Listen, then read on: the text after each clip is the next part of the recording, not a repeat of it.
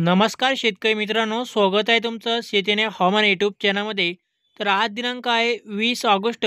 तर राज्यामध्ये आजसुद्धा जे आपल्याला दुपारनंतर ते रात्रीच्या दरम्यान राज्यातील काही भागामध्ये जोरदार तर काही भागामध्ये अतिवृष्टीची शक्यता या ठिकाणी पाहायला मिळणार आहे. तर जाणून घेऊया याबद्दलचा सविस्तर हवामान अंदाज. तर त्याआधी मित्रांनो जे आहे चॅनल सबस्क्राईब करून व्हिडिओला लाईक नक्की करा.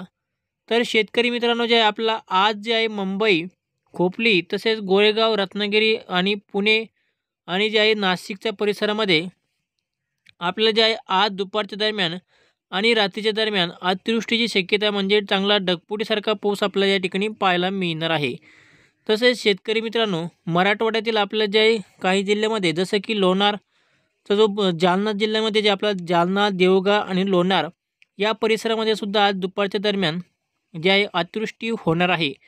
त्यामुळे मेहकर, लोणार, देऊळगाव राजा आणि जालना या परिसरामध्ये आपलं जे आहे आज दुपारच्या दरम्यान अतिवृष्टीची शक्यता या ठिकाणी वर्तवण्यात आलेली आहे. तसेच जे आहे सिल्लोड आणि चिखली या परिसरामध्ये सुद्धा जोरदार ते मुसळधार पाऊस आपल्याला आज दुपारच्या दरम्यान पाहायला मिळेल.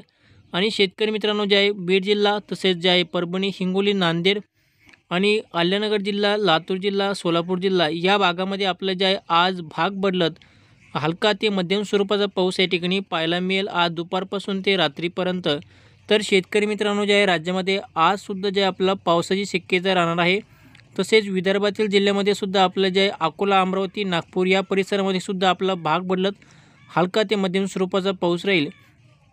तर आज फक्त जे आहे मुंबई, पुणे आणि रत्नागिरी आणि जे आहे जालना परिसरामध्ये जे आपला अतिवृष्टीसारखा पाऊस आपल्याला जे आहे आज दुपारच्या दरम्यान पाहायला मिळेल.